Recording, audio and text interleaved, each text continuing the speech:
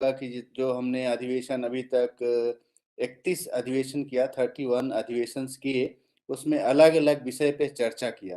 कभी हमने गणित के विषय पे चर्चा किया, कभी आपका जो विज्ञान के विषय पे चर्चा किया, कभी थोड़ा-सा जीव विज्ञान, वनस्पत विज्ञान चर्चा किया और अलग-अलग बातों पे हमने चर्चा किया, टॉपिक पे चर्चा किया उसको। और अच्छे-अच्छे स्पीकर हमारे साथ जुड़े जिन्होंने अच्छी-अच्छी बातें बताई आपको। आपने पहले अगर नहीं देखा होगा तो उस वीडियो को अभी फिर से देखिए, आपको बहुत अच्छा लगेगा। और उसके साथ मैंने बड़े-बड़े लोगों को भी जोड़ा, बड़े मीन्स जो फ़ेमस है, हाँ? जैसे यस्सी वर्मा जी और भी लोग थे जिसको हमने यहाँ पे इस प्लेटफ़ॉर्म पे लेके आए और कोशिश किया कि वो आपको कुछ न कुछ बताएँ। तो उन्होंने अच्छी-अच्छी सलाह दिया। तो उसी श्रृंखला में हम आगे बढ़ते हुए आज हम एक नए विषय पे पुनः चर्चा करने के लिए उपस्थित हुए हैं। आज हमारे साथ डॉक्टर शरद गुप्ता जी हैं। तो उनके बारे में चर्चा तो डॉक्टर मृगनयन जी करेंगे। लेकिन मैं रावेन जी से रिक्वेस्ट करूँगा कि थोड़ा-सा अपने टीम के बारे में बताएँ और परिचय कराएँ कि ये प्रोग्राम जो हमारा राज्य शिक्षा केंद्र की मदद से एक भारत श्रेष्ठ भारत और राष्ट्रीय आविष्कार अभियान आईआईटी इंदौर के थ्रू हो रहा है, इसकी क्या उपयोगिता है? कच्चे कैसे बच्चे और अच्छा कर सकते हैं? कैसे उनके लिए उपयोगी होगा? केवल अभी के लिए नहीं, भविष्य के लिए भी। रावेन जी। धन्यवाद सर। साथियों सभी को नमस्कार। मैं डॉक्टर आरपी त्रिपाठी राज्य शिक्षा केंद्र भोपाल की ओर से आप सभी का स्वागत कर रहा हूँ। ये राष्ट्रीय आविष्कार अभियान के अंतर्गत हम ये कार्यक्रम विद्यार्थियों के लिए और सभी शिक्षक साथियों के लिए संचालित करवा रहे हैं और इसमें आईआईटी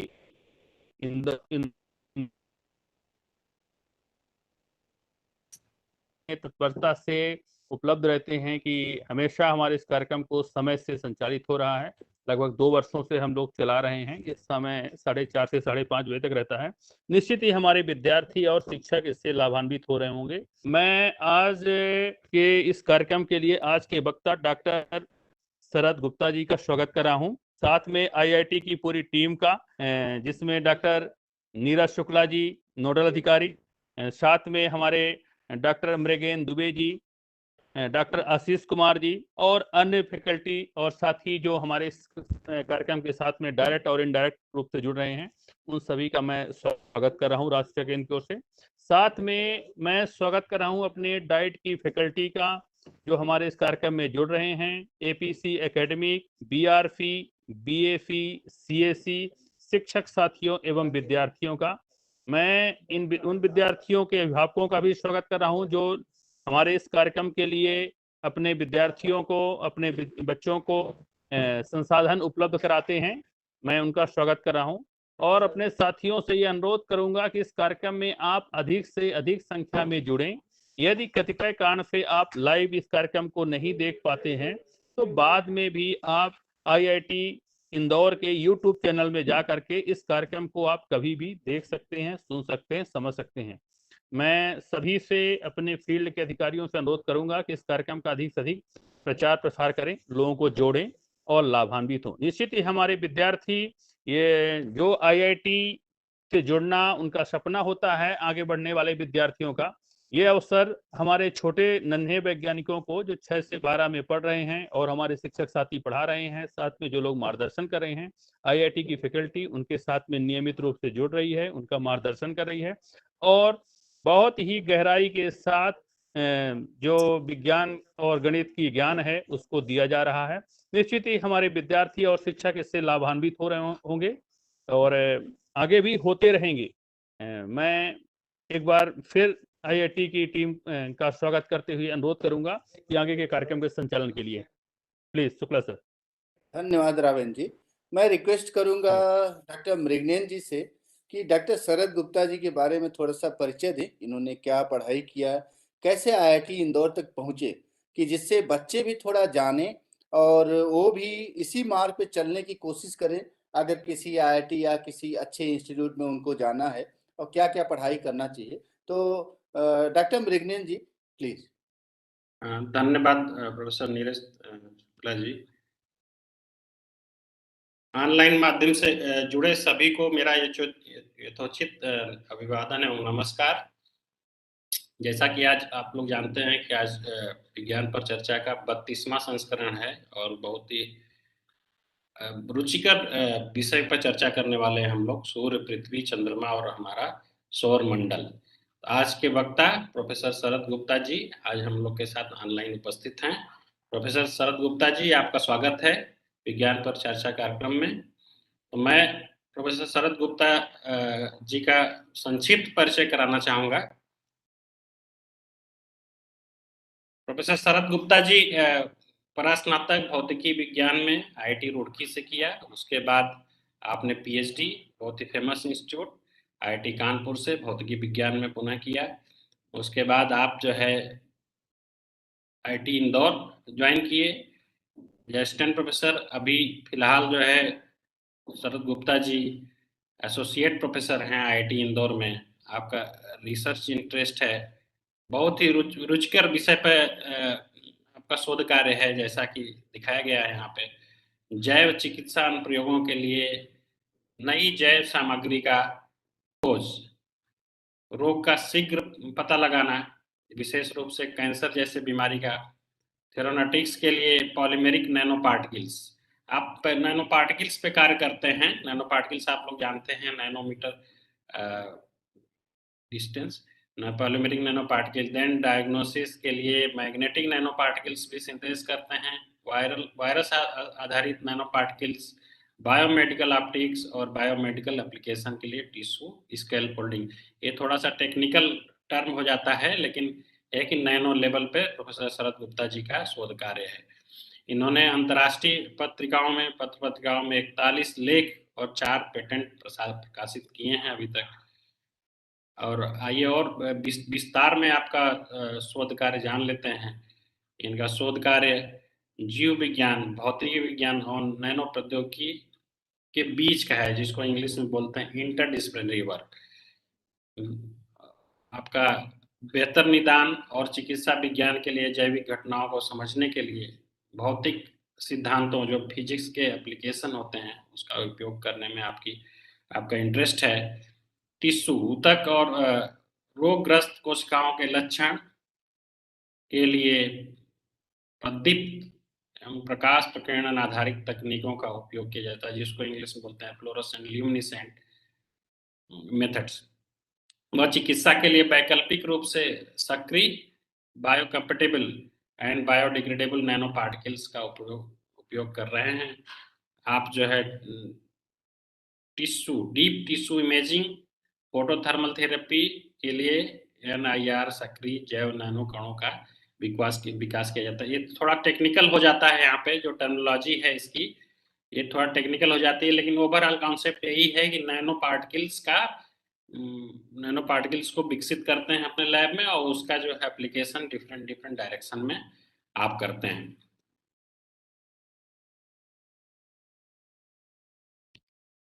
नैनो पार्टिकल दिखता कैसा है, जैसा यहाँ पे देख सकते हैं आप, ये नैनो लेवल के होते हैं। जो कण होते हैं नैनो लेवल्स के होते हैं, ऐसे दिखते हैं। मैग्नेटिक नैनो पार्टिकल जैसा यहाँ दिखाया गया है पिक्चर में, ये सब प्रोफेसर शरद गुप्ता जी के लैब में सब सिंथेसिस होता है, और उसका डिफरेंट बायो में उसका अनुप्रयोग करते हैं। मीडिया में भी हाईलाइट रखते हैं शरद गुप्ता जी। और अधिक जानकारी आपको चाहिए आपके शोध कार्य के बारे में, तो गूगल स्कॉलर लिंक पे आप जा सकते हैं। IIT इंदौर का होम पेज है आपका, और व्यक्तिगत रूप से अगर संपर्क करना चाहते हैं तो आप मेल भी लिख सकते हैं, फोन भी कर सकते हैं। तो इसी संक्षिप्त परिचय के साथ आज के वक्ता प्रोफेसर शरद गुप्ता जी को मैं रिक्वेस्ट करूंगा कि अपना सब लोगों को नमस्कार और बहुत बहुत धन्यवाद शुक्ला जी को और मृगेश दुबे जी और त्रिपाठी जी को इतना अच्छा मेरा परिचय देने के लिए। मैं थोड़ा सा नर्वस हो रहा हूँ, क्योंकि मुझे बहुत समय पश्चात आज हिंदी में बोलने का मौका दिया गया है। और विज्ञान को हम लोगों की आदत ऐसी हो चुकी है कि अपनी मातृभाषा जो हिंदी है उसमें बात करने के लिए, उसमें बताने के लिए अभी थोड़ा हिचकिचाहट होती है, क्योंकि शायद मैंने BSc के बाद कभी हिंदी पढ़ा ही नहीं, सारी पढ़ाई अंग्रेजी में हुई। और मैं कोशिश करूंगा कि मुझे पता है इस चर्चा में बच्चे जो कक्षा 6 से लेकर 8 तक के बच्चे हैं वो जुड़ेंगे और वो इस आज की चर्चा को सुनेंगे और मैं उम्मीद करता हूँ, मेरी आशा है कि वो इससे लाभ उठाएंगे, लाभान्वित होंगे। और आज का विषय एक ऐसा विषय है जो मैंने सोचा इस पे बात करना बहुत आवश्यक है, क्योंकि जब मैं एक छोटा बच्चा था उस वक्त मैं हमेशा, मेरी एक आदत थी कि आसमान को देखा करता था। और जब जब मैं सुबह उठ के आसमान को देखूंगा, दोपहर में आसमान को देखूंगा और रात में मैं आसमान को देखते देखते सो जाता था। गर्मियों की छुट्टियों में छत पे सोया करते थे हम लोग। तो बिना देरी के मैं आपको अपना प्रेजेंटेशन जो है वो शुरू करता हूँ।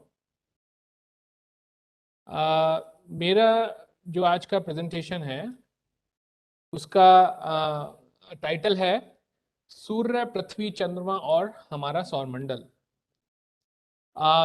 जब हम छोटे होते हैं तो हम अपने सौरमंडल के बारे में, हमारे खुद के एग्जिस्टेंस के बारे में हमें ज़्यादा पता नहीं होता है। हम पृथ्वी पे पैदा हुए हैं, लेकिन पृथ्वी के अलावा इस पूरे अंतरिक्ष में, इस पूरी सृष्टि में बहुत सारी चीज़ें हैं और वो चीज़ें इतनी सारी हैं और उनके बारे में जानना इतना रोचक है। और आज के समय में वो सब जानना जरूरी भी है। तो हम आज चर्चा करेंगे सूर्य, पृथ्वी, चंद्रमा और हमारा सौरमंडल विषय पर। अब एक प्रश्न जो सब पूछते हैं और जो मेरे दिमाग में भी आता था, मस्तिष्क में आता था जब मैं छोटा बच्चा था, कि सबसे इम्पोर्टेंट, सबसे महत्वपूर्ण भाग इस सौरमंडल का क्या है। तो मेरे हिसाब से इस पूरे सौरमंडल का सबसे महत्वपूर्ण हिस्सा पृथ्वी है, जहां पर हम रहते हैं, जहां पर हमारा जन्म हुआ है। और उस पृथ्वी में भी ये भारतवर्ष आप देख सकते हैं, ये हमारी पृथ्वी की चित्र लिया गया है अंतरिक्ष से। सैटेलाइट ने लिया है, उसको उपग्रह बोलते, कृत्रिम उपग्रह। और ये हमारा प्यारा भारतवर्ष है और हम यहाँ कहीं सेंटर मध्य भारत में बैठे हुए हैं, इंदौर पे। और आज आप लोगों से विज्ञान के ऊपर चर्चा कर रहे हैं। तो आप ये देखिएगा, जरा सोचिएगा कि ये पृथ्वी इतनी बड़ी है, उसके एक छोटा सा बिंदु, वहां पे हमारा शहर इंदौर, और उस छोटे से बिंदु के अंदर हम एक बहुत छोटे से बिंदु। तो कहने का मतलब क्या है कि ये जो सृष्टि है ये अनंत है और उसमें हमारा जो एग्जिस्टेंस है वो समंदर के किनारे पड़े पड़े हुए एक रेत के कण से भी मामूली है, उससे भी छोटा है।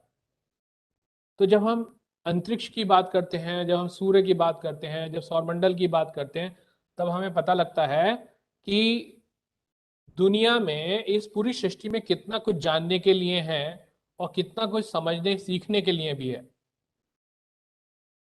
हमारी जो पृथ्वी है ये लगभग आज से 455 करोड़ साल पहले इसका जन्म हुआ था, इसकी उत्पत्ति हुई थी। वैज्ञानिक इसमें इसके जो एस्टिमेशन है, इसका जो अनुमान है, उसमें लगभग 50 लाख साल इधर उधर हो सकता है। अब जब हम 450 करोड़ साल की बात करते हैं, उसमें 50 लाख साल इधर उधर कोई बहुत बड़ी बात नहीं है। लेकिन हमारा जीवन, मनुष्य का जीवन मुश्किल से मुश्किल 70-80 साल, 100 साल रहता है। और उस हिसाब से 50 लाख साल एक बहुत बड़ी संख्या है। और अगर देखा जाए तो रफली वी कैन, हम लोग बोल सकते हैं कि 4.543 billion years is the age of our planet earth, जहाँ पे हम लोग रह रहे हैं। तो जो हमारी धरती है, इसकी जो त्रिज्या है वो है 6371 किलोमीटर। अगर आप धरती के केंद्र से और धरती की सतह तक आने की चेष्टा करते हैं और 60 किलोमीटर प्रति घंटा की रफ्तार से बिना रुके चलते रहते हैं, तो लगभग आपको 100 घंटा लगेगा, 120-100 घंटा के आसपास लगेगा सतह तक आने के लिए। लेकिन क्या वो आपकी यात्रा संभव है? ये विषय किसी और दिन हम इसके बारे में चर्चा कर सकते हैं। वो एक अलग विषय बन जाएगा। लेकिन जस्ट मैंने आपको बताने के लिए कि अगर आप 60 किलोमीटर प्रति घंटा की रफ्तार से लगातार बिना रुके चलते रहते हैं तो आपको लगभग 120 घंटा चलना पड़ेगा। और इस पृथ्वी की जो जनसंख्या है वो 775 करोड़ है आज की तारीख में। और इस धरती का जो तापमान है वो एवरेज, मतलब जो इसका एवरेज टेम्परेचर या मीन टेम्परेचर अगर हम बोलेंगे तो वो इस वक्त है 14 डिग्री सेंटीग्रेड।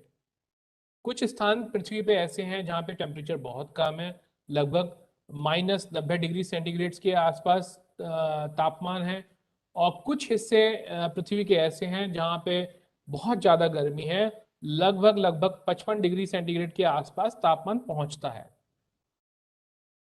तो कुल मिला के अगर हम जो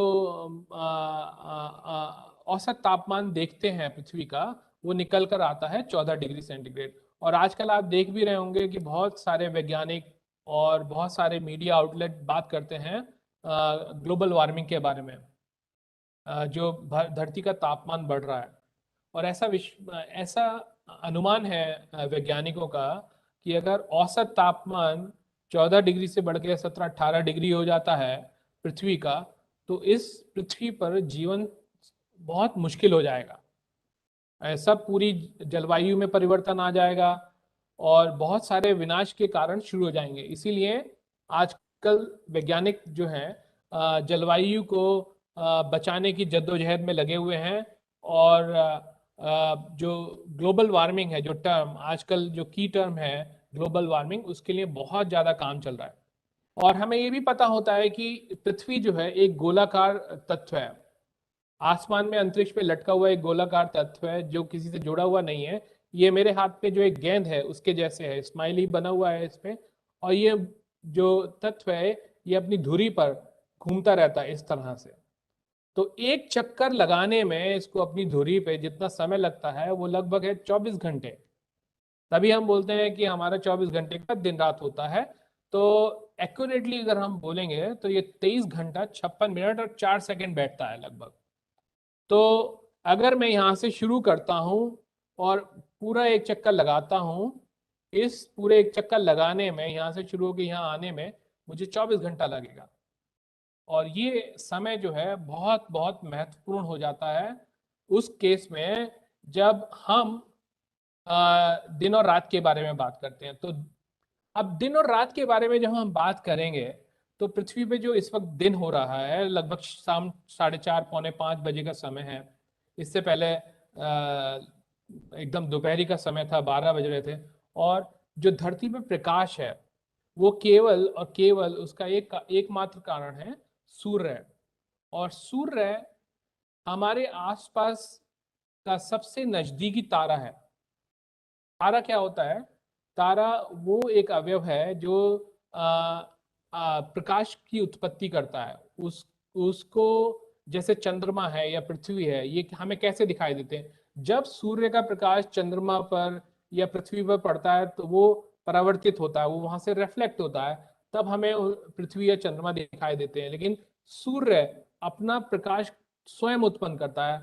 ये एक तरह से दीपक है, ठीक है? ये प्रकाश भी पैदा करता है, ये गर्मी भी पैदा करता है। और सूर्य हमारी पृथ्वी पे जीवन का एकमात्र कारण है। अगर आप सोचें कि हम अपने सौरमंडल से सूर्य को हटा देते हैं तो बहुत ही कम समय में पृथ्वी पे जितना जीवन है वो सब खत्म हो जाने वाला है। तो पृथ्वी पे जीवन का एकमात्र कारण जो है वो सूर्य है। और सूर्य लगभग कुछ ऐसा दिखाई देता है, ये आग का गोला है जिसका जो सरफेस है, मतलब जो सतह का तापमान है वो लगभग 5.5 डिग्री सेंटीग्रेड के आसपास है। लेकिन ये बहुत एक बड़ा पिंड है, अग्नि का बहुत बड़ा पिंड है, जिसकी त्रिज्या लगभग 7 लाख किलोमीटर के आसपास जाती है। तो यहाँ आप देख सकते हैं, ये टेलीस्कोप से लिया गया एक चित्र है सूर्य का। आप देख सकते हैं कि एकदम आग की लपटें लगातार उठती जा रही हैं। और ये इन्होंने बनाया है, ये किसी वैज्ञानिक ने बनाया है, एक तरह से रिप्रेजेंटेशन है कि एक सैटेलाइट जो है पृथ्वी के और दूर है, और वो पृथ्वी सैटेलाइट और सूर्य के बीच में है। तो उस तरह से कुछ दृश्य दिखता है कि यहाँ पृथ्वी भी दिखाई दे रही है और सूर्य भी दिखाई दे रहा है। तो सूर्य मूल रूप से एक तारा है, क्योंकि ये ताप उत्पन्न करता है, प्रकाश उत्पन्न करता है, और अपनी खुद की विजिबिलिटी इसकी होती है। इसके अब सूर्य का जो प्रकाश आता है हम कह सकते हैं वो सफेद रंग का होता है। तो सफेद क्या रंग है या काफी सारे रंगों का संयोजन है। तो जैसे हमारे पुराण भी बोलते हैं सूर्य देव जब आते हैं तो 7 घोड़ों के रथ पर सवार होके आते हैं। 7 घोड़े कौन कौन से हैं? अब जो आधुनिक विज्ञान है वो 7 घोड़ों को इस तरह से भी डिस्क्राइब कर सकता है कि जो सफेद रंग है वो 7 रंगों से मिलके बना है। वो 7 रंग कौन कौन से हैं? आपका लाल हो गया, नारंगी हो गया, पीला हो गया, हरा हो गया, नीला हो गया, जामुनी हो गया और बैगनी हो गया। तो इस तरह से ये जो 7 रंग हैं ये आपको हमारे इंद्रधनुष में भी दिखाई देते हैं। तो उसी तरह से कुछ जो 7 घोड़े हैं सूर्यदेव के रथ में जुते हुए, वो हम इसको एक तरह से बता सकते हैं। ये एक मैंने एनालॉजी देने की कोशिश की। मैं ये नहीं कह रहा कि एग्जैक्टली ये ऐसा ही है, मैं बस जो हमारी एक माइथोलॉजी है और जो आधुनिक साइंस है, विज्ञान है, उसको मैं एक साथ रखने की कोशिश कर रहा हूँ। ओके, तो जो श्वेत प्रकाश जो सूर्य से उत्पन्न होता है उसको आप 7 भागों में तोड़ सकते हैं और हर रंग का अपना अलग अलग महत्व होता है। हम अपनी प्रयोगशाला में IIT इंदौर में जो काम करते हैं, हमारा ज्यादातर काम जो रिसर्च का काम है वो लाइट बेस्ड प्रकाश के ऊपर आधारित हमारी रिसर्च है और हम इस प्रकाश का उपयोग बहुत सारी चीज़ों को देखने के लिए करते हैं जो हम खुली आंखों से देख नहीं पाते हैं, जैसा कि शुरू में डॉक्टर दुबे ने बताया। सूर्य के बारे में हम थोड़ा सा और इसके बारे में बात करेंगे। जैसे मैंने आपको बोला था सूर्य अपना प्रकाश खुद उत्पन्न करता है, सूर्य अपना ताप खुद उत्पन्न करता है। एक अग्नि का पिंड है, जलता हुआ अग्नि का पिंड है। ये एकमात्र तारा है हमारे सोलर सिस्टम का, हमारे सौर मंडल का एकमात्र तारा है। ये ही अकेला जीवन पर, मतलब पृथ्वी पर जीवन का स्रोत है। हम अगर देखें तो सूर्य मुख्यतः जो है वो गैसों का एक पिंड है, जलती हुई गैसों का एक पिंड है, जिसमें हाइड्रोजन की हिस्सेदारी लगभग 74% के आसपास है, हीलियम की हिस्सेदारी लगभग 24% के आसपास है, और बचा हुआ जो 2% है इसके द्रव्यमान का, उसमें मेटल्स हैं, ऑक्सीजन है, कार्बन एटसेट्रा, बाकी सारी चीजें आ जाती हैं इसमें। तो ये जलता क्यों है? जैसे आप सब लोगों को पता होगा कि हाइड्रोजन जो है वो एक ज्वलनशील गैस है। तो जब बहुत सारी हाइड्रोजन एक साथ इकट्ठा होती है और उसमें घर्षण होता है तो उसमें आग लग जाती है। यहाँ पे ये इतनी ज्यादा मात्रा में है हाइड्रोजन और हीलियम कि अरबों सालों से लगातार लगातार जलती जा रही है और आने वाले अरबों सालों तक ये जलती रहेगी। तो जो जैसे मैंने पहले बताया, ये नासा का लिया हुआ एक पिक्चर है, आप यहाँ देखेंगे तो इसके बोलते हैं सोलर फ्लेयर। आप देखेंगे सूर्य से एक लपट उठी और लपट उठ के वापस सूर्य में चली गई, तो इन सब को बोलते हैं सोलर फ्लेयर्स। ये सोलर फ्लेयर इस पूरे चित्र में बहुत छोटी दिख रही है, लेकिन ये सोलर फ्लेयर बहुत बड़ी होती है अपने मात्रा में और इसके साइज में।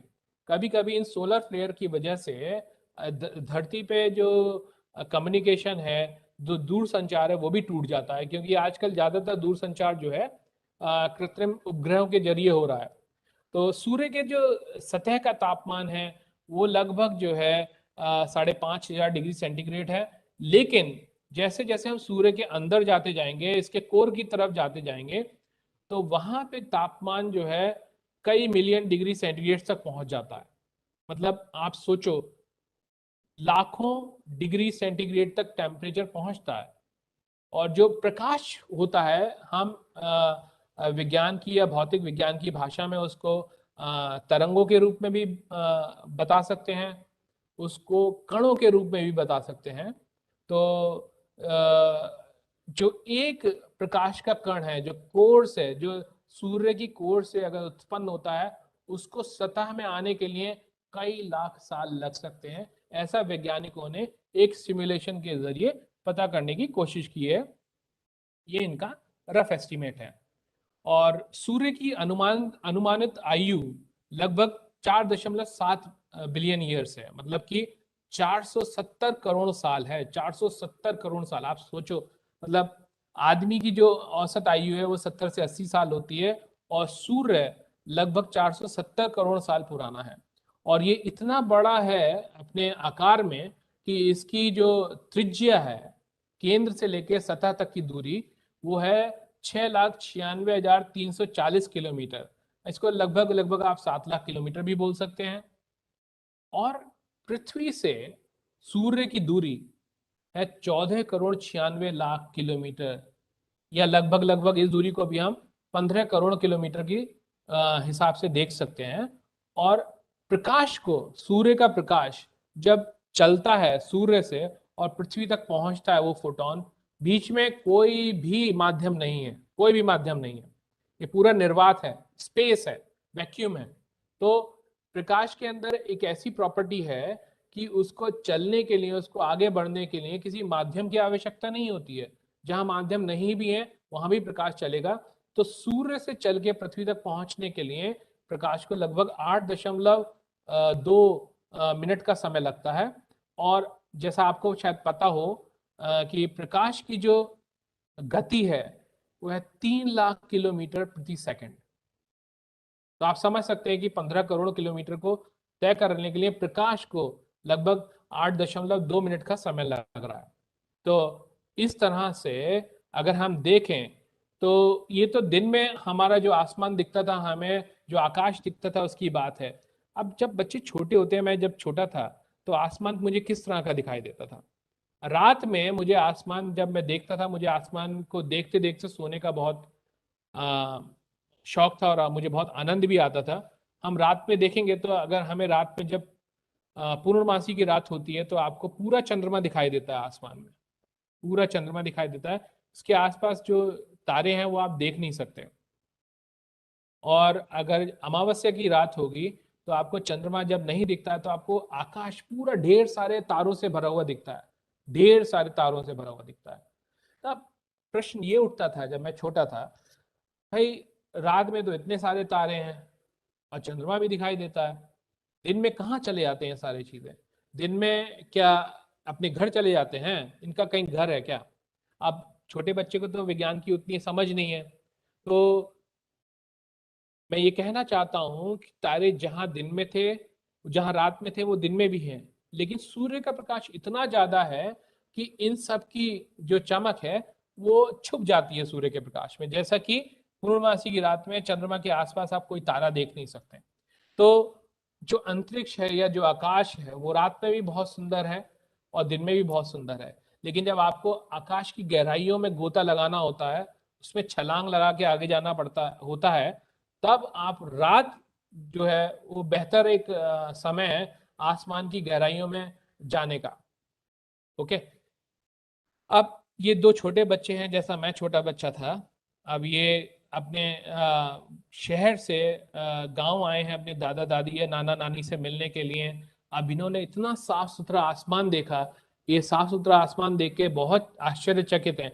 इनको चंद्रमा दिख रहा है या इनको तारे दिख रहे हैं, जो शहर में रहेंगे तो पॉसिबल नहीं है, वो संभव नहीं है, क्योंकि इतना ज्यादा पॉल्यूशन है बड़े शहरों में। आपको साफ आसमान दिखाई देना बहुत मुश्किल होता जा रहा है।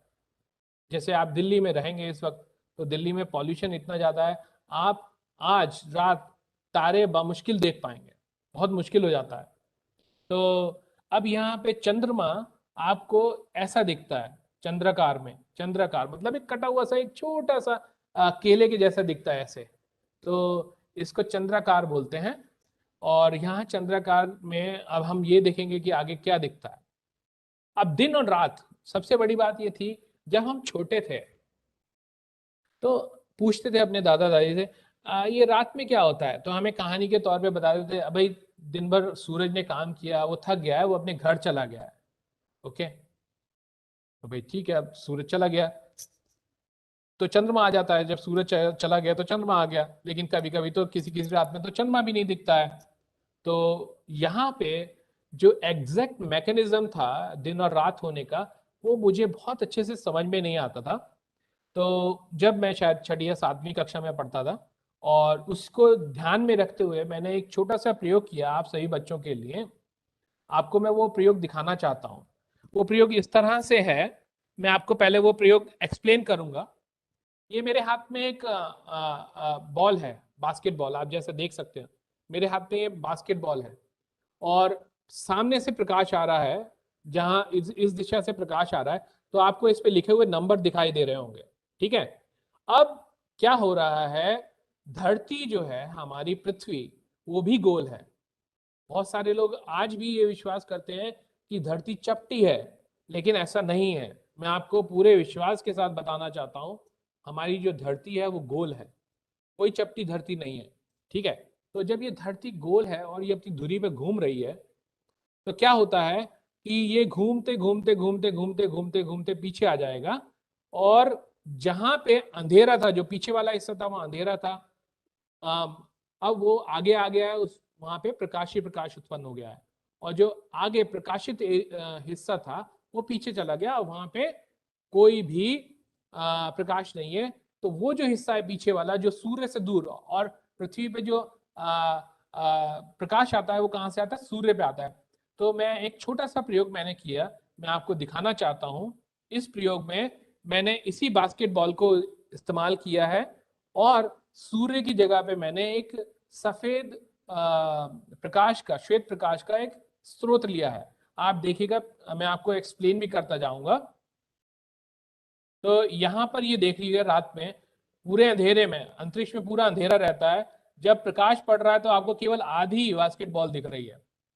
तो ये आधी बास्केटबॉल जो दिख रही है वो प्रकाश के स्रोत की तरफ है, और जो आधी बास्केटबॉल है वहां पर आप इसे बोल सकते हैं कि ये पूरा दिन का समय है इस पूरे हिस्से में, और जो पीछे वाला हिस्सा है जहाँ अंधेरा हो रहा है वो वहां पे रात है।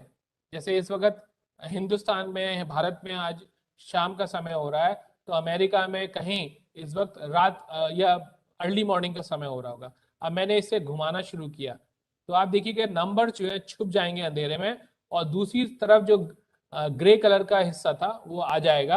अब उसमें दिन हो गया, और जो नंबर वाला हिस्सा था वहां पे रात हो गई। तो ये बहुत एक सरल सा प्रयोग है, जिसके द्वारा आप बता सकते हैं कि दिन और रात कैसे होता है। पृथ्वी अपनी धुरी पे घूमती है सूर्य के सामने, उससे दिन और रात उत्पन्न होता है। ठीक है, मुझे उम्मीद है आपको ये प्रयोग के द्वारा समझ में आया होगा कि दिन और रात कैसे होता है। मैं आपको एक बार फिर से करके दिखाता हूँ। ये ऐसे धुरी घूमी, और यहाँ जो दिन था वह रात हो गया, रात हो गया तो दिन हो गया। ये आपको प्रयोग दिखा सकता है।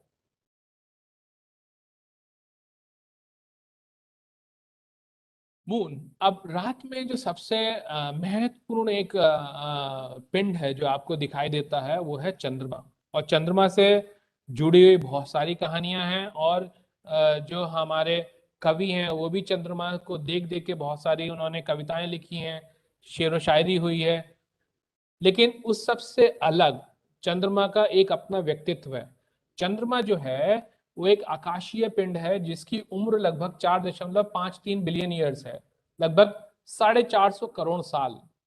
और इसकी जो त्रिज्या है वो लगभग 1737 किलोमीटर के आसपास है, और ये धरती के चारों ओर चक्कर लगाता है। इसको उपग्रह बोलते हैं। तो ऐसे पिंड जो किसी ग्रह के चारों ओर चक्कर लगाते हैं उनको उपग्रह बोलते हैं। तो चंद्रमा मुख्यतः वस्तुतः पृथ्वी का उपग्रह है, और ये ऑलमोस्ट इलिप्टिकल ऑर्बिट में ये घूमता है, कक्षा में घूमता है, जिसमें उसके पास की दूरी जो है वो 3,60,000 किलोमीटर है, और दूर की दूरी जो है वो 4,05,000 किलोमीटर के आसपास है। चंद्रमा का पृथ्वी के चारों ओर चक्कर लगाने में लगभग 27 दिन का समय लेता है चंद्रमा। ओके, इस 27 दिन के समय में वो अपनी धुरी के चारों ओर, धुरी पे वो चक्कर भी लगाता है, ऐसे घूमता है धुरी के चारों ओर, ऐसे धुरी पे चारों ओर घूमता है। तो उस धुरी पे घूमने के लिए जो period of rotation and orbital period है वो लगभग चंद्रमा का समान रहता है। इसमें बहुत मुख्य बात आपको ये बताना चाहता हूं मैं कि हम जब देखते हैं अगर इसका क्या महत्व है कि जो पीरियड ऑफ रोटेशन है और ऑर्बिटल पीरियड है वो बराबर है। इसका क्या मतलब बनता है? इसका बहुत बड़ा मतलब ये बनता है कि जैसे मान लीजिएगा ये हिस्सा चंद्रमा का मेरी तरफ है और प्रकाश मेरे सामने से मेरे चेहरे पे पड़ रहा है, तो यहाँ पूरा दिन होगा, और जो मेरे सिर के पीछे का हिस्सा है यहाँ पे अंधियारी रात होगी। आप जैसे देख सकते हैं काले बाल अंधियारी रात को बताएगा। तो अब ये जो रेवोल्यूशन करेगा, ये पूरा पृथ्वी का एक चक्कर लगाएगा चंद्रमा, तो इस तरह से चक्कर लगाता है ये पूरा पृथ्वी का कि जो इसका ये हिस्सा मुझे दिख रहा है जहां पे स्माइली फेस बना हुआ है, ये ही हमेशा पृथ्वी को देखता है। 27 दिनों का ये महत्व है। कभी भी ऐसा नहीं होता कि चंद्रमा को हम बैक हिस्सा भी देख सकते हैं। तो ये केवल इसलिए हो रहा है कि जो इसका रेवोल्यूशन टाइम पीरियड है और जो रोटेशन टाइम पीरियड है वो एग्जैक्टली सेम है। अभी हम बताएंगे वो कैसे होता है, आप देखिएगा।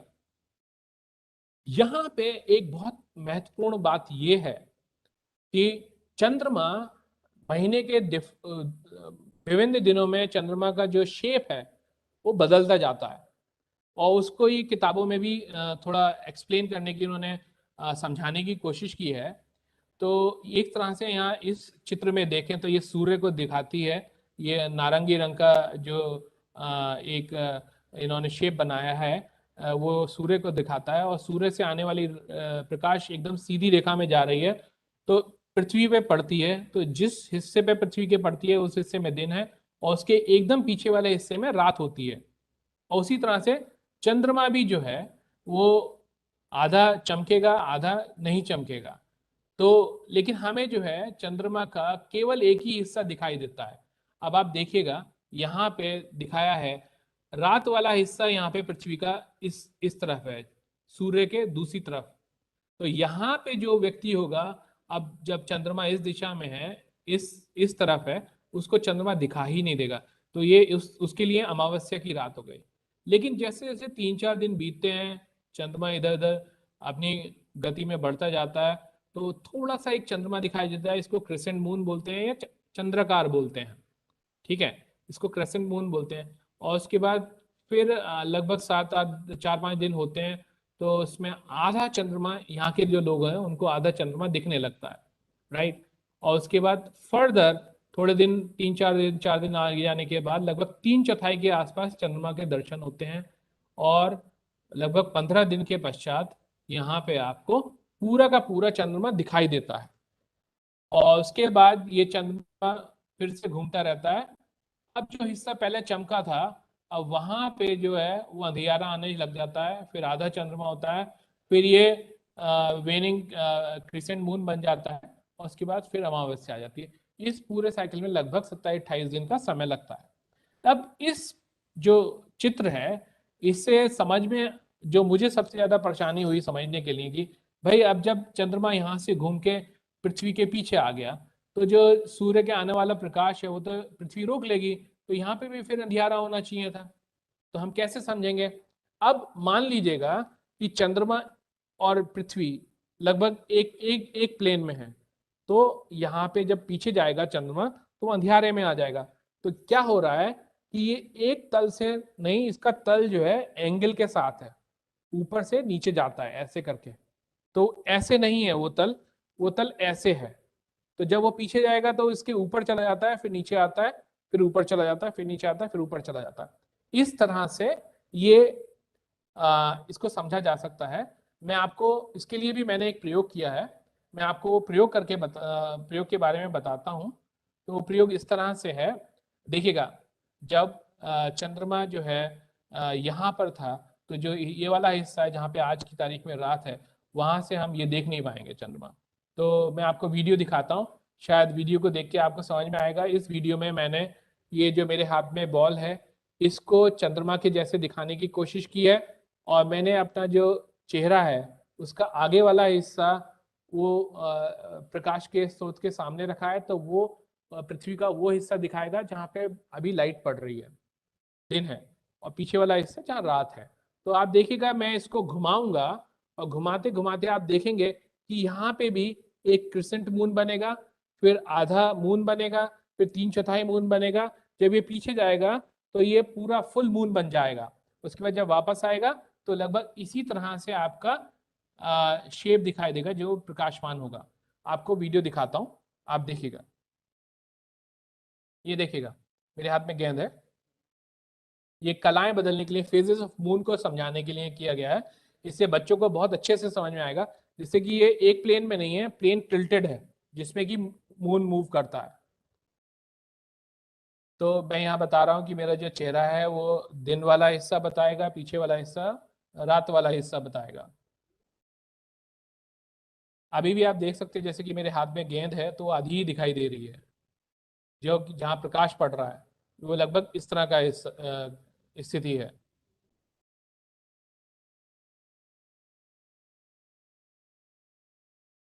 अब एकदम सामने है तो अगर आप पीछे कैमरा लेके जाएंगे, जैसा मैं थोड़ी देर में करूंगा, तो आपको केवल सन दिखाई देगा, पीछे से ये नहीं दिखाई देगा। मतलब यहाँ मेरे फेस के पास अगर हम लेके जाएं तो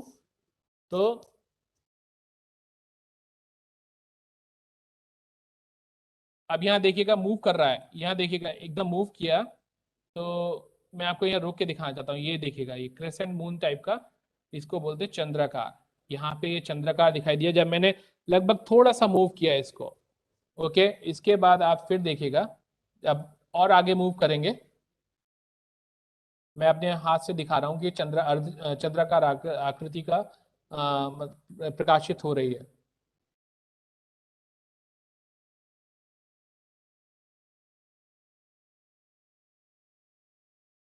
अब धीरे धीरे धीरे हम आगे जाएंगे तो ये आकृति का जो आकार है बढ़ता जाएगा।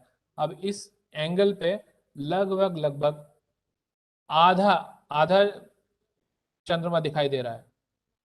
अब इस जगह 3/4 चंद्रमा दिख रहा है। मैं अब एकदम पीछे चला गया, जहां मेरा सिर था उस दिशा में गया हूं, तो आप देखेंगे आपको पूरी बॉल दिखाई देने लगी है। तो ये पूर्णमासी की रात है। इसमें जब आपको पूरी बॉल दिखाई दे रही है, मैं पहले आगे घूमना शुरू किया तो ये वाला हिस्सा पहले चमक रहा था, अब यहाँ पे डार्क क्रेसेंट बन गया है। अब ये चंद्रमा का आकार कम होता जा रहा है। अब फर्दर आगे जाएगा तो फिर से लगभग आपको आधा चंद्रमा दिख रहा है यहाँ पे, लेकिन घटता हुआ चंद्रमा है ये बढ़ता हुआ चंद्रमा नहीं है। अब यहाँ पर फिर आप देख पाएंगे कि एक फिर से क्रिसेंट मून दिख रहा है और हम यहाँ आ गए तो पीछे से ये चंद्रमा दिखना बंद हो जाएगा। अमावस्या की रात है। तो ये जो है ये एक डेमोन्स्ट्रेशन था, आपको दिखाया गया कि किस तरह से जो चंद्रमा की कलाएं बदलती हैं। उम्मीद है आपको समझ में भी आया होगा। तो सबसे इंपॉर्टेंट बात यह है कि ये इस तरह से नहीं है, एक प्लेन में नहीं है, ये प्लेन टिल्टेड है जिसमें चंद्रमा मूव करता है, टिल्टेड प्लेन में मूव करता है। अब दूसरी महत्वपूर्ण बात जो है, मैंने आपको जैसा कि पहले बताया था, चंद्रमा हमेशा हमें एक ही साइड से दिखता है। हम पृथ्वी पे बैठ के चंद्रमा का जो दूसरा वाला पीछे वाला हिस्सा है, अब ये वाला हिस्सा केवल हमें देखता है, जो पीछे वाला हिस्सा है ये जो कि ये पीछे वाला हिस्सा है वो हमें कभी नहीं दिखाई देता। उसको हम बोलते हैं फार side of moon, and this one is called near side of moon, हमें पास वाला हिस्सा कहलाया जाता है। तो आप देखिएगा जब आप रात में चंद्रमा को देखेंगे, पूर्णमासी की रात में आपको चंद्रमा कुछ इस तरह का दिखेगा। आप साल के 365 में से किसी भी दिन, किसी भी पूर्णमासी को आपके किसी भी पूर्णमासी को जब देखेंगे तो चंद्रमा लगभग इसी तरह का दिखाई देगा, इससे अलग नहीं दिखाई देगा। लेकिन चंद्रमा का ये जो आपको इमेज है, ये आपको दिखाई दिया है कभी, क्या कभी किसी ने देखा? मुझे नहीं लगता किसी ने अपनी नंगी आंखों से पृथ्वी पर बैठ के चंद्रमा का ये हिस्सा देखा होगा। इसको बोलते हैं फार साइड ऑफ द मून, मतलब चंद्रमा का दूसरा वाला हिस्सा। इसको कैसे देखा गया? इसको सबसे पहले अपोलो मिशन के दौरान देखा गया था। जितना मुझे शायद याद पड़ता है वो अपोलो 8 मिशन था, जब वो चंद्रमा के दूसरी तरफ गया और उसने चंद्रमा के जो फार साइड है उसका पिक्चर लिया, उसका तस्वीर ली, उसकी ये चित्र लिया। आप देख सकते हैं कि दोनों फेजेस में जो फार साइड है, जो हमारा नियर साइड है, कितना ज्यादा अंतर है। ओके, तो ये देखने वाली बहुत बड़ी चीज है। अब आपको समझ में आएगा कि चंद्रमा हमेशा जो सेम फेज से हमें देखता रहता है। ये एक बहुत अच्छा इंफॉर्मेशन है। आपको ये दोनों चित्र देख के समझ में आ गया होगा। अब चंद्रमा के बारे में जैसा कि बहुत सारे कवियों ने बहुत सारी कविताएं लिखी हैं, बहुत सारे गीत लिखे हैं कि चंद्रमा इतना सुंदर है, इतना सुंदर है। लेकिन जब वैज्ञानिक वहां गए, उन्होंने चंद्रमा को देखा, या मतलब स्पेस स्टेशन से भी उन्होंने चंद्रमा को देखा, या धरती से बैठ के बहुत बड़ी दूरबीन लगा के चंद्रमा को देखा, तो चंद्रमा का जो सतह है वो बहुत उबड़ खाबड़ है, बहुत गंदा है, धूल से भरा हुआ है। और धूल से भरा हुआ है मतलब ये गड्ढे कैसे बने होंगे इस पे? क्योंकि आज से करोड़ों साल पहले बहुत तेजी से मूव करते हुए जो अंतरिक्ष में मलबा बहता था, वो आके चंद्रमा पे टक्कर मारता होगा, और उस टक्कर मारने की वजह से यहाँ पे क्रेटर्स बने हैं, यहाँ पे इतने बड़े बड़े गड्ढे बने हैं। और चंद्रमा पे कोई भी वातावरण नहीं है। जैसे पृथ्वी पे वातावरण है, पृथ्वी पे आपका वायुमंडल है, उस वायुमंडल की वजह से हम लोग जीवित हैं, क्योंकि इसमें ऑक्सीजन है, नाइट्रोजन है, कार्बन डाइऑक्साइड और भांति भांति की गैसेस हैं। लेकिन चंद्रमा केवल चट्टान का एक पिंड है, वहां पे कोई वायुमंडल नहीं है। तो वहां पे जो भी चीज आ रही है और टकरा रही है सतह से और गड्ढा पैदा कर दे रही है। तो चंद्रमा पे बहुत बड़े बड़े पहाड़ भी हैं। मुझे जितना ज्ञान है, जितना याद आ रहा है, चंद्रमा पे कुछ पहाड़ इतने ऊंचे हैं, जितना ऊंचा कि हमारा माउंट एवरेस्ट है। तो क्या हो रहा है, अब हम थोड़ा सा बड़ा पिक्चर देखते हैं। वो ये है, सूर्य, पृथ्वी, पृथ्वी के चारों तरफ घूमता हुआ चंद्रमा। तो ये पृथ्वी अपने चंद्रमा के साथ सूर्य के चक्कर लगा रही है, इस तरह से चक्कर लगा रही है। तो इस चित्र में मैं यही दिखाने की कोशिश कर रहा हूं कि यहाँ सूर्य है, ये पृथ्वी अपने चंद्रमा को साथ लेके सूर्य के चक्कर लगा रही है पूरा। और एक चक्कर सूर्य का लगाने में 365 दिन लगते हैं इसको। यहाँ पे सबसे इंपॉर्टेंट चीज क्या है, अगर चंद्रमा पे दो व्यक्ति हैं, मैं और जैसे डॉक्टर दुबे। अब मैं डॉक्टर दुबे को बुलाना चाहता हूं, मैं डॉक्टर दुबे का नाम लूंगा, डॉक्टर दुबे आप मेरी बात सुन पा रहे हैं क्या? तो डॉक्टर दुबे कुछ भी कर लें, मेरी बात नहीं सुन सकते। वो क्यों नहीं सुन सकते? क्योंकि जो साउंड वेव है, जो ध्वनि है, उसको आगे बढ़ने के लिए माध्यम की आवश्यकता होती है। लेकिन चंद्रमा पे तो कोई माध्यम है ही नहीं। तो इसलिए अगर हम किसी को वहां आवाज लगाएंगे या हम किसी को पुकारेंगे, तो कोई हमारी ध्वनि सुन सकता है? नहीं सुन सकता। और सबसे पहला व्यक्ति जो चंद्रमा पे उतरा था, वो था 1969 में 21 जुलाई को नील आर्मस्ट्रांग सबसे पहला व्यक्ति था जिसने चंद्रमा पर अपने कदम रखे थे। नील आर्मस्ट्रांग के बाद Edwin Aldrin was the second person who landed on moon. तो ये उनकी तस्वीर है जो वहां पे उन्होंने चंद्रमा के पे जाने के बाद ली थी। और उस तरह के काफ़ी मून मिशंस हुए हैं जो अमेरिका ने किए थे। मेरे ख्याल से केवल अमेरिका ऐसा अकेला देश है जो चंद्रमा पे आदमी भेज पाया है। आज के समय में चाइना और भारत भी कोशिश कर रहे हैं पहले अनमेन्ड रोवर्स को या लैंडिंग करने के लिए, और उसके बाद हमारा ये विचार है 2030 तक वहाँ पे चंद्रमा पर मनुष्य को भेजने का विचार है। और अभी जैसा कि एक चंद्रयान था, भारत ने भेजा था, वो फार साइड पे लैंड किया था, जो मैंने आपको दिखाया अभी फार साइड। यहाँ पे ये जो फार साइड है, जिसके बारे में ज़्यादा इंफॉर्मेशन अवेलेबल नहीं है। तो इसके अलावा भारत का जो अभियान था, उसने चंद्रमा पर पानी के होने की जो पुष्टि की थी सबसे पहले।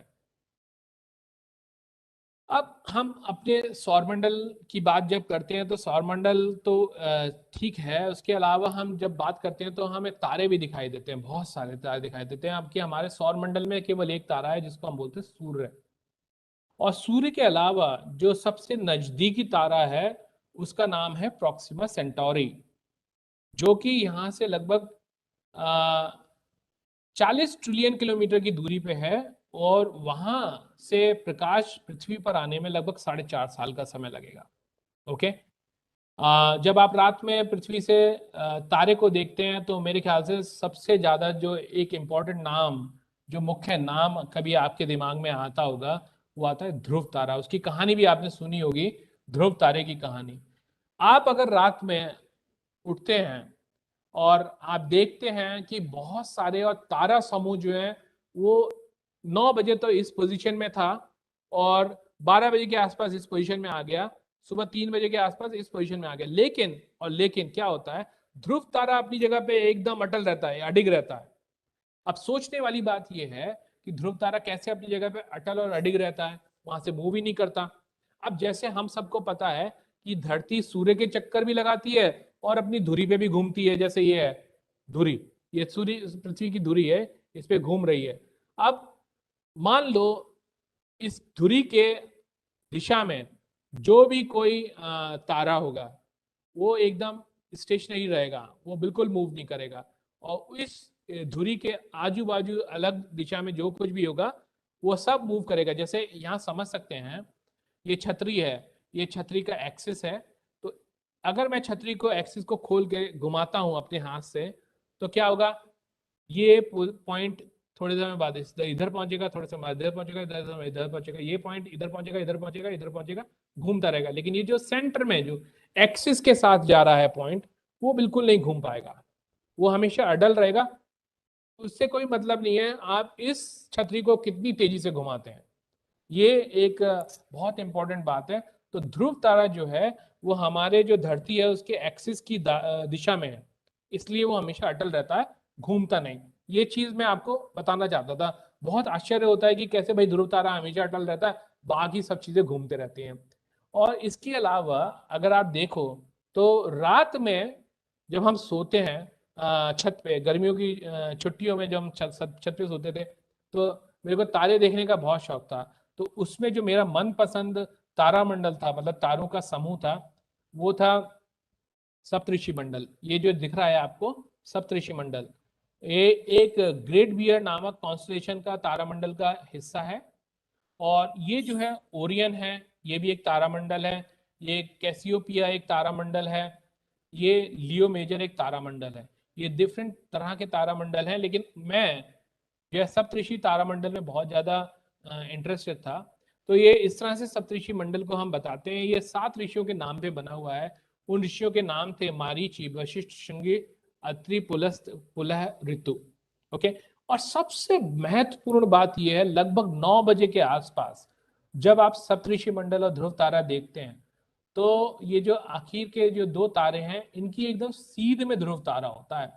तो लगभग अगर ये 2 सेंटीमीटर की डिस्टेंस अगर मैं मानूं इस पिक्चर में, या हाइपोथेटिकली मैं बोलूं कि ये इसकी यूनिट 2 है, तो यहाँ पे लगभग 7 के आसपास यूनिट की डिस्टेंस है इन दोनों के बीच में।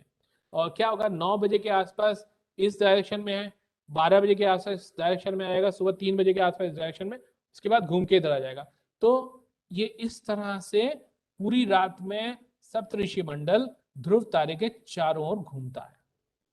ओके। तो ये जो आपका एक चित्र उभरता है, ये आपको किसकी याद दिलाता है? ये स्वास्थ्य की जैसे याद दिलाता है ना। ये सप्तऋषि मंडल जब ध्रुव तारे के चारों ओर घूम रहा है 4 डिफरेंट टाइम पॉइंट्स में रात में, तो स्वास्तिक जैसा दिखता है। ओके। तो यहां से ये पता रहता है कि ध्रुव तारा अटल रहता है क्योंकि वो एक्सिस में है अर्थ के, और बाकी सप्तऋषि मंडल एक्सिस के बाहर है, इसलिए वो घूमता रहता है पूरी रात भर। अब हम सौर मंडल की जब हम बात करते हैं तो हम सौर मंडल में देखते हैं इस सौर मंडल का जो स्वामी है वो सूर्य है, बाकी सब तो उसी से निकले हैं। एक तरह से ऐसा बोला जा सकता है सबसे बड़ा जो साइज है वो सूर्य का है, लगभग 7 लाख किलोमीटर की उसकी त्रिज्या है। तो यहाँ पे अगर आप देखो तो लगभग सारे के सारे ग्रह इस तरह से दिखेंगे। यहाँ सबसे पास में मरकरी हो गया, वीनस हो गया, फिर आपका पृथ्वी हो गया, ये आपका मंगल ग्रह हो गया, ये बृहस्पति हो गया, ये शनि हो गया, ये यूरेनस और नेपच्यून हो गए। तो यूरेनस और नेपच्यून लगभग समान साइज के हैं और इस तरह से ये दिखता है। अब सौर परिवार में पहले 2006 तक 9 ग्रह थे और प्लूटो जो था वो 9वां ग्रह था, लेकिन 2006 के बाद उन्होंने परिभाषा बदली कि किन खगोलीय पिंडों को हम ग्रह बोल सकते हैं, किन को नहीं बोल सकते। तो वह उपग्रह की श्रेणी में आता था अपने साइज के हिसाब से, आकार के हिसाब से, तो इसलिए उसको ग्रह के इलीट क्लब से हमने बाहर कर दिया प्लूटो को। तो अब हमारे सौर मंडल में ये 8 ग्रह हैं और 1 तारा है। ये समझने वाली बात है। ओके। अब सबसे पास का ग्रह जो है हमारे सौरमंडल में वो है बुध। और सबसे पास होने के बावजूद अब जब सबसे पास ये है तो हमें लगता है कि जब ये सबसे पास है सूर्य के तो सबसे गर्म होना चाहिए, लेकिन इसका उत्तर है नहीं, ये सबसे गर्म नहीं है। इसका कोई सैटेलाइट भी नहीं है, मतलब इसका कोई चंद्रमा भी नहीं है। ओके, एंड आप इसको सनसेट होने के एकदम बाद देख सकते हैं या सनराइज होने के एकदम पहले देख सकते हैं। आपको दिखेगा ये क्षितिज पे एकदम होराइजन पे। तो उसके बाद आता है आपके सौरमंडल में दूसरा ग्रह जिसे बोलते हैं शुक्र। वो हमारा पृथ्वी का सबसे निकटतम पड़ोसी है और सौर मंडल का सबसे ज्यादा चमकदार ग्रह है। सौर मंडल का सबसे ज्यादा चमकदार ग्रह। आप इसको शाम को भी देख सकते हैं, लगभग शाम 6 बजे से लेकर रात 9 बजे तक काफी चमकदार ग्रह होने की वजह से दिखता है ये। और इसका भी कोई चंद्रमा नहीं है, इसका भी कोई सैटेलाइट नहीं है। उसके बाद आता है मंगल ग्रह। ये जो है पृथ्वी की कक्षा के बाहर, मतलब हम कक्षा के बाहर क्या बोलते हैं, ये कक्षा के बाहर मैं ये बोलना चाहता हूँ अर्थ। यहाँ अर्थ की कक्षा के बाहर मतलब अर्थ की कक्षा से हम दूर जा, मतलब अर्थ की कक्षा से हम सूरज से दूर की तरफ सफर करते हैं तो वो आउटर ऑर्बिट हो जाता है, तो उसमें ये नियरेस्ट नेबर हो जाता है। ये लाल रंग का है और इसके 2 चंद्रमा हैं। और भारत एक अकेला देश है जिसका मंगलयान प्रोजेक्ट जो है पहले अटेम्प्ट में सक्सेसफुल हुआ था, सार्थक हुआ था। और हमारे मंगलयान ने वहां, मतलब मंगलयान ने वहां जाने के पश्चात ये भी पता लगाया कि चंद्रमा पर पानी की उपस्थिति हो सकती है। उसके बाद हम आगे चलते हैं सूर्य से दूर, तो सबसे बड़ा ग्रह जो हमें दिखाई देता है हमारे सौरमंडल का वो है बृहस्पति। ये इतना बड़ा है कि इसके अंदर 1300 पृथ्वियां समा जाएं, 1300 एक साथ। और लेकिन इसका जो द्रव्यमान है वो पृथ्वी से केवल 318 गुना बड़ा है, लेकिन ये इतना बड़ा है आकार में कि 1300 पृथ्वियों को संभालेगा। इसके बहुत सारे चंद्रमा हैं। ओके, जैसे कि मैंने यहाँ दिखाया, इसके बहुत सारे चंद्रमा में से ये 4 चंद्रमा बहुत महत्वपूर्ण है। साल में, मतलब कभी साल में नहीं, मतलब कभी कभी एक ऐसा समय आता है कि ये चारों चंद्रमा और बृहस्पति एक लाइन में आ जाते हैं। ये बहुत एक महत्वपूर्ण और बहुत सुंदर खगोलीय घटना है और ये बोलते हैं आई ऑफ जुपिटर, इस हिस्से को बोलते हैं। उसके बाद हम जुपिटर से आगे जाएंगे तो उसके बाद शनि आता है। ये सेकंड लार्जेस्ट प्लेनेट है हमारे सोलर सिस्टम का। ये पीला दिखता है, ये सबसे सुंदर ग्रह दिखता है मुझे क्योंकि इसके चारों ओर रिंग्स हैं, बहुत सुंदर है। लेकिन इसका जो डेंसिटी है, जो घनत्व है, वो सबसे कम है। पूरे सौरमंडल में सबसे कम घनत्व जो है वो शनि का है और इसके भी बहुत सारे चंद्रमा हैं। यहाँ से हम आगे बढ़ेंगे तो आपको यूरेनस और नेपच्यून दिखेगा। ये हमारे सौरमंडल के सबसे दूर के ग्रह हैं। इनके बारे में बहुत ज़्यादा इंफॉर्मेशन नहीं है, लेकिन ये जो तस्वीर हमने निकाली है, ये यूरेनस की तस्वीर, ये चंद्रा एक्सरे टेलीस्कोप से ली गई है। तो सबसे सुंदर बात जो पता लगी कि यूरेनस के चारों ओर भी 2 छल्ले हैं। ओके, तो यूरेनस जब अपनी कक्षा में चंद्रमा सूर्य के चारों ओर घूमता है तो ऐसा लगता है कि अपनी धुरी पे लुढ़क रहा है। ओके, ये सूर्य है तो इसकी धुरी इस तरह से रोटेट करता है, ये इस तरह से, तो ऐसा लगता है कि लुढ़कते हुए, रोल होते हुए टायर के जैसे सूर्य के चारों ओर चक्कर लगा रहा है। बाकी जो है वो लट्टू के जैसे घूमते हुए आगे चलते हैं, लट्टू के जैसे घूमते हुए आगे। और ये दोनों प्लैनेट जो है बहुत ठंडे हैं। हम इनको केवल बहुत एडवांस, जो बहुत आधुनिक टेलीस्कोप्स हैं उनके द्वारा ही देख सकते हैं। और ये जो एक ब्यूटीफुल चीज़ है, जो शायद पहले कभी आप लोगों ने ध्यान ना करा हो, जो छल्ले हैं, जो रिंग हैं यूरेनस के, वो बहुत सुंदर है। ये जो तस्वीर ली गई है वो चंद्रा टेलीस्कोप से ली गई है। आज हमने क्या सीखा? आज हमने इस पूरी चर्चा में सीखा कि कुछ चीज़ें जो हमने पृथ्वी के बारे में जानी, कुछ सूर्य के बारे में जानी, कुछ चंद्रमा के बारे में जानी, कुछ दूसरे प्लैनेट्स के बारे में जानी, कुछ और कॉन्स्टलेशंस के बारे में जानी। तारे क्या होते हैं? तारे जो हैं अपना प्रकाश उत्पन्न करते हैं। प्लैनेट्स जो होते हैं या सैटेलाइट्स होते हैं, मतलब ग्रह और उपग्रह जो होते हैं, वो खुद का प्रकाश उत्पन्न नहीं करते हैं, वो तो केवल मिट्टी का एक पिंड समान है। ओके, और हमने ये भी देखा कि ध्रुव तारा जो है वो क्यों स्टेशनरी रहता है। ध्रुव तारा स्टेशनरी इसलिए रहता है क्योंकि वो एकदम पृथ्वी के एक्सिस जो पृथ्वी की धुरी है उसकी दिशा में वो है दूर तक। तो ये आज हमने इस चर्चा में मुख्यतः सीखा और मुझे उम्मीद है कि आप लोगों को ये चर्चा पसंद आई होगी। और ये पूरी चर्चा को तैयार करने के लिए मैं कुछ लोगों का धन्यवाद कहना चाहता हूँ। सबसे पहला धन्यवाद मेरा एक भारत श्रेष्ठ भारत की टीम को है। डॉक्टर दुबे हुए, डॉक्टर शुक्ला हुए, डॉक्टर त्रिपाठी भी हैं। मैं उसके बाद IIT इंदौर का धन्यवाद करना चाहता हूँ और राज्य शिक्षा केंद्र जो मध्य प्रदेश सरकार का एक उपक्रम है उसका धन्यवाद करना चाहता हूँ। मैं अपने डिपार्टमेंट BSB जो IIT इंदौर में है उसका धन्यवाद करना चाहता हूँ। और मैं बाद में अंत में धन्यवाद करना चाहूँगा रोहन और सोफिया का। इन दोनों बच्चों ने मेरी मदद की थी कि वो 2 वीडियो शूट करने के लिए, जिसको मैंने आपको दिखाया अपने प्रेजेंटेशन के दौरान। और उसके बाद अपना प्रेजेंटेशन मैं यहाँ पे ख़त्म करूँगा। आप सब लोगों का धन्यवाद। मुझे आशा है कि आपको ये प्रेजेंटेशन पसंद आया होगा।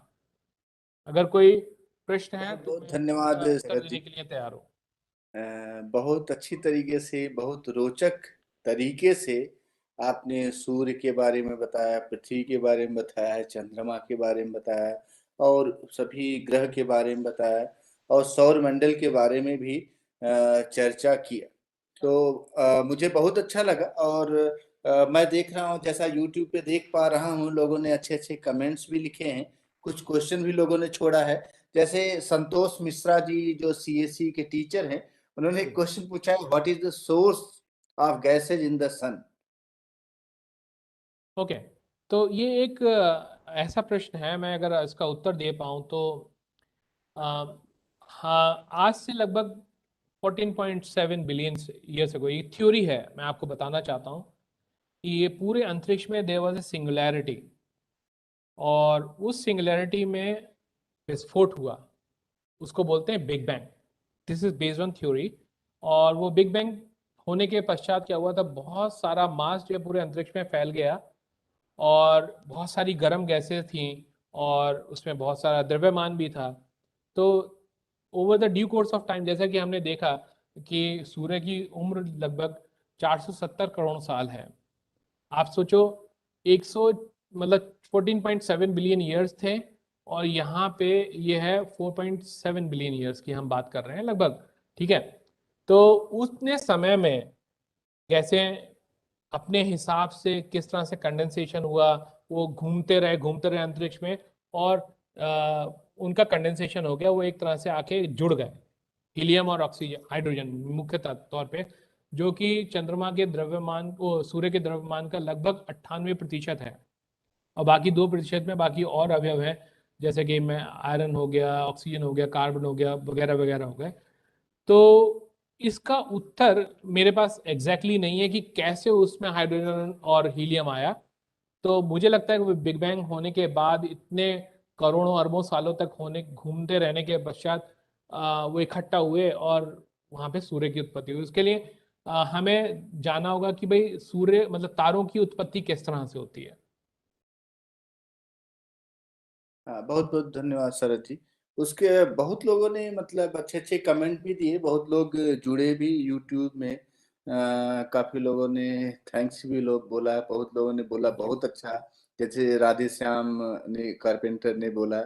फिर शकुंतला भास्कर भी जुड़ी, जिस रितु मुकाती, महेश माया, राजेश पांडे, नीता कतीरकर, तैरेनम, इस तरीके से बहुत लोग जुड़े, उन्होंने अच्छे अच्छे कमेंट भी किए हुए हैं। लोगों ने मतलब उनको सबको अच्छा पसंद आया।